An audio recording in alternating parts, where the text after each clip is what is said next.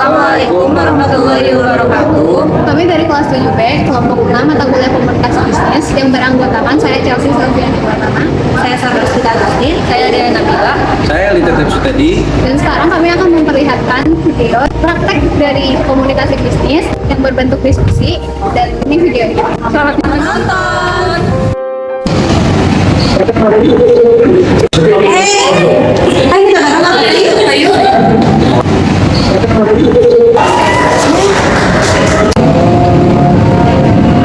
Kamu tugas sudah belum? Udah aja belum. Habis ya udah kita gangguin ya. Kamu di sana aku di sini. Oke. Tadi. Astagfirullahaladzim, kalian ganggu banget sih. Tahu nggak sih kita dari panggil ya dia dari sana. Tadi yang telinganya Kan lagi disumpah lagi sama headset. Nggak boleh. Kita dari panggil kamu ya. Kamu nggak fokus sama HP kita. Ya kan lagi nunggu kelas dulu, main game dulu. Itu nggak boleh. Nih aku mau nanya nih ke kamu sehari main game tuh berapa jam? Kalau nggak salah 10 jam. 10 jam. Ya kan, tapi itu kalau hari libur, kadang main game. Terus kamu di kampus juga sekarang masih main game gitu?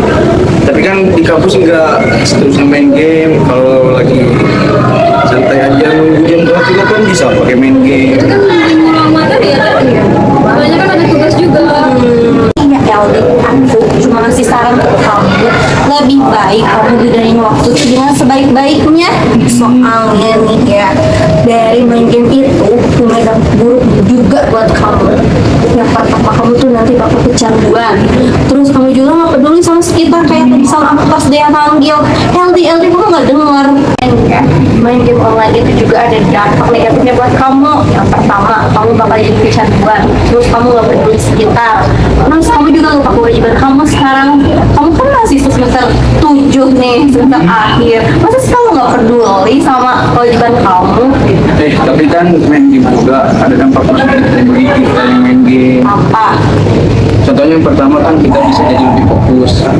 Terus saraf di tangan kita kan bisa jadi lebih berguna, bergerak.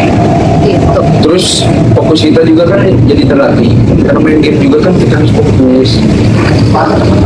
Makanya dari tadi pas dipanggil udah denger kan lagi fokus main game. Enggak juga, meskipunnya ada dampak positifnya, itu juga harus tetap dibatasi, waktunya harus dikurangin. Kan banyak juga kan itu apa kayak bikin mata sakit, juga dampaknya juga banyak.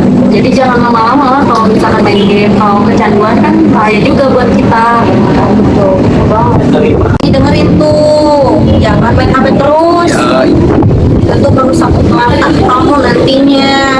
Tuh, apalagi kamu cowokan nanti bakal cari kerja. Gimana kalau mata kamu rusak? udah begitu aku mau kurangin main game. Kasih buat sarannya.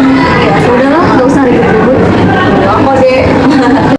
Udah daripada ribut terus mau kelas duluan.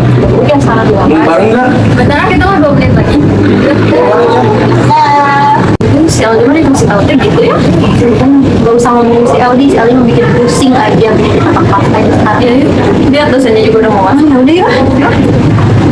Dari contoh proses diskusi yang tadi, ada 2 bentuk komunikasi, yaitu komunikasi verbal dan non-verbal. Komunikasi verbal sudah sangat terlihat jelas bahwa mereka berkomunikasi secara lisan.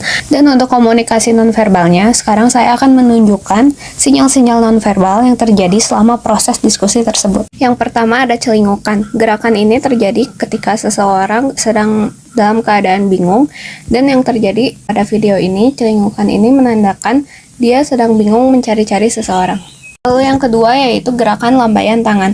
Lambaian tangan ke kanan ke kiri bisa menunjukkan arti seseorang itu memberi salam, mengakui keberadaan seseorang, atau mengucapkan selamat tinggal. Tapi ada juga lambaian tangan yang memiliki arti untuk mengusir seseorang, seperti misalnya gerakan tangannya ke atas ke bawah. Lalu di sini juga ada gerakan toast atau high five yang berarti ini merupakan ekspresi antusias seseorang ketika memberi salam kepada seseorang atau ketika bertemu seseorang. Lalu selanjutnya ada gerakan memukul. Gerakan memukul seseorang ini bisa berarti seperti mengungkapkan kekesalan atau juga untuk menyadarkan seseorang. Dalam video ini, gerakan memukul di situ bertujuan untuk menyadarkan orang tersebut atau juga mengungkapkan kekesalan karena saat dipanggil-panggil tidak memberikan respon apapun. Yang selanjutnya adalah gerakan menggosok atau menggaruk kepala. Nah, gerakan ini memiliki arti mengungkapkan kekesalan, frustasi, stres, atau juga bisa tandanya kurang kepahaman seseorang. Nah, dalam video ini, gerakan menggaruk atau menggosok kepala di sini memiliki arti bahwa seseorang tersebut kesal atau frustasi. Selain gerakan menggaruk dan menggosok kepala yang tadi, di sini juga ada gerakan menggaruk dan menggosok leher. Dan ini menunjukkan bahwa seseorang tersebut merasa ragu atau tidak pasti, atau juga tidak setuju dengan perkataan lawan bicaranya. Lalu yang selanjutnya ada gerakan menunjuk. Gerakan menunjuk menggunakan jari atau juga bisa mengadahkan tangan ke atas, itu bermaksud untuk mengarahkan ke suatu objek. Gerakan menunjuk di video ini bermacam-macam. Yang pertama yaitu ada gerakan menunjuk keberadaan seseorang, lalu ada juga gerakan menunjuk untuk mengarahkan tempat duduk, ada juga gerakan menunjuk kepada objek yang sedang dibicarakan.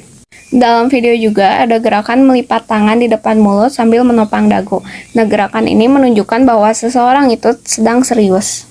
Lalu dalam video tersebut ada gerakan menjatuhkan barang, yaitu handphone. Nah, gerakan ini juga menunjukkan kekesalan. Lalu di sini juga ada gerakan mengangguk. Gerakan mengangguk seperti yang kita tahu itu memiliki arti bahwa seseorang tersebut telah setuju. Berlawanan dengan mengangguk, gerakan menggeleng ini memiliki arti bahwa seseorang tersebut tidak setuju.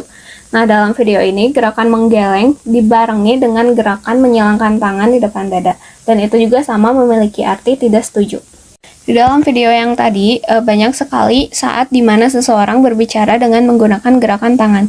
Nah, berbicara sambil menggunakan gerakan tangan, ini bisa menunjukkan antusiasme seseorang. Lalu di sini juga ada gerakan tangan terbuka ke bawah, yang berarti untuk melerai seseorang atau meminta seseorang menahan. Gerakan stop di sini memiliki arti tunggu, dan juga di sini memperlihatkan jumlah angka dengan menggunakan gerakan tangan. Jumlah angka 2 ini memiliki arti 2 menit. Gerakan tangan dengan memperlihatkan jempol seperti ini memiliki arti bagus, iya atau setuju. Lalu yang selanjutnya di dalam video juga ada sikap di mana seseorang memainkan barang di depannya, dan itu menunjukkan bahwa seseorang tersebut sedang bosan. Intonasi yang meninggi ini memiliki arti bahwa seseorang tersebut sedang kesal, marah, atau juga menggambarkan keriangan, juga takjub akan sesuatu. Tadi dari sana itu nggak boleh. Di dalam video juga ada ekspresi di mana seseorang membulatkan atau membesarkan matanya, dan itu menunjukkan bahwa seseorang tersebut kaget atau tidak percaya. Dan praktek video dari kelompok kami, terima kasih telah